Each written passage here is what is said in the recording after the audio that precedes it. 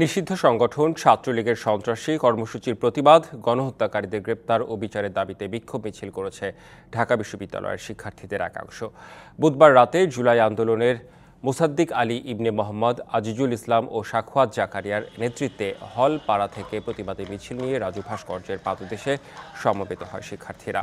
এ সময় তারা অন্তর্বর্তীকালীন সরকারকে আওয়ামী লীগ নিষিদ্ধ করার উদ্যোগ নেওয়ার আহ্বান জানান। এখনও গণহত্যাকারী যারা ঘোরাফেরা করছে তাদের আটক করা সহ 5ই আগস্টের পর আওয়ামী লীগের গণহত্যাকারীদের যারা পালাতে সহায়তা করছে তাদের খুঁজে বের করার দাবি জানান। পাশাপাশি স্বরাষ্ট্র উপদেষ্টার কাছে জবাব চান নিষিদ্ধ ছাত্রলীগ প্রকাশ্য দিবালোকে কিভাবে কর্মসূচি প্রদান করে তার। যাত্রাবাড়ীতে জুলাই আন্দোলনের সক্রিয় ছাত্রদল কর্মীকে কুপিয়ে হত্যাকারীদের দ্রুত আইনের আওতায় আনার দাবিও জানান তারা।